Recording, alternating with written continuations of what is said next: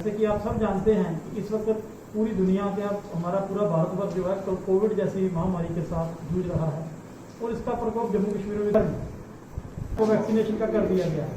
तो मैं समझता हूँ कि हेल्थ डिपार्टमेंट बिल्कुल फेलियर साबित हो चुका है और खासतौर पर एलजी एडमिनिस्ट्रेशन दायरे में उनके बारे में नहीं सोचा। पिछले साल भी उनको एक साल घर पे बैठना पड़ा और किसी की तरफ से भी उनको रिलीफ नहीं मिली, चाहे वो बैंक की तरफ से हो, चाहे गवर्नमेंट ने कोई एड देने की कोशिश की हो, कहीं भी नहीं हुई। तो मैं एलजी साहब से ये करूंगा कि ऐसे JNK का ट्रांसपोर्ट तो बिल्कुल खत्म हो जाएगा। वो लोग कहाँ जाएंगे? आए दिन तो वो आपसे बात करते हैं मगर कोई भी सुनवाई करने को तैयार नहीं है।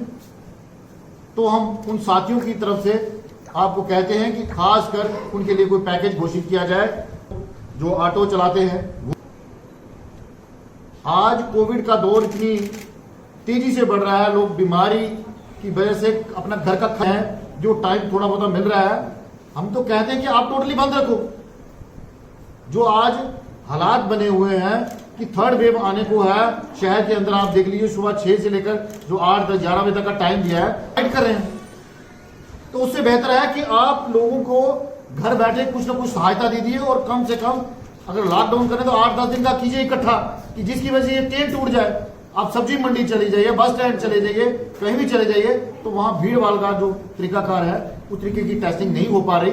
और जो मेरे वीरेंद्र सिंह सोनी जी ने कहा है डिपार्टमेंट की जो डेथ रेट क्यों नहीं कम हो रही, कारण ये है हम खोल भी रहे हैं और बंद। आप टोटल बंद कर लीजिए और इन लोगों के लिए कुछ सोच लीजिए। रेडी फड़ी वाले हैं उनको 2000 रुपए, 3000, 5000 रुपए जो महीना आपने लगाना है लगा दीजिए 1 महीने के लिए। तो मैं कम से कम ये कहूंगा, आश्वासन देता हूं कि जो ये चेन है, जो कोविड की जो चेन है, ये टूट जाएगी और हमारा जम्मू कश्मीर जो त्राही कर रहा है।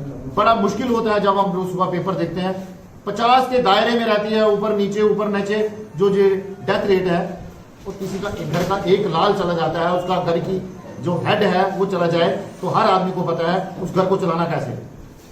इस तरीके से तो हमारे हजारों लोग मर जाएंगे, तो कैसे चलेगा? ये किसकी नलायकी है? और दूसरा तरफ गरीब आवाम की तरफ बिल्कुल नहीं सोचा जा रहा। जो लोग पढ़े लिखे थे आज वो बेरोजगारों के घर बैठे हैं, उनकी तरफ किसी भी तरीके का कोई पैकेज अभी तक गवर्नमेंट ने अनाउंस नहीं किया। हम एलजी साहब से अपील करते हैं कि उन लोगों की तरफ भी सोचा जाए। और जो मैं ट्रांसपोर्ट ऑटो रेडी फड़ी वाले के लिए बोल रहा हूं, तो कम से कम उस लोगों के लिए सोचा जाए। साथ में जो मिडिल फैमिली जो है, जो मैं बात कर रहा हूं, उनके लिए कौन सोचेगा? हमने अपने साथ एडवाइजर रखे हैं। हाँ, जो मैं बात कर रहा हूं उनके लिए कौन सोचेगा? हमने अपने साथ एडवाइजर रखे हैं, हर डिपार्टमेंट के लिए रखे हैं। वो क्या कर रहे हैं? आज लूट खसूट मची हुई है।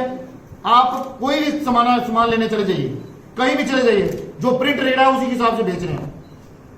एक्चुअल में उसकी कीमत, आज सैनिटाइजर लेने चले जाइए आप मार्केट में, जिसकी कीमत इसकी 50 रुपए है, मगर एक्चुअल में इसकी कीमत 10-12 रुपए है। 10-12 की जगह 15 रुपए चल सकते हैं। लोग 50 रुपए से कम नहीं बेच रहे।